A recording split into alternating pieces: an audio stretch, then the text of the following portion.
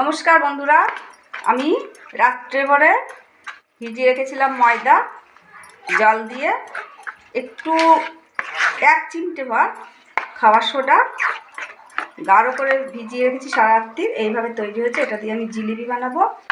আর এটা ডাল দিয়ে, ওই কড়াইয়ের ডাল বাটা আর ময়দা আর 1 চিমটে খাবার সোডা দিয়ে ফ্যানিয়ে রেখে দিয়েছিলাম, ওটাও ফেপে এরকম হয়েছে। এটা দিয়ে আমৃতি বানাবো।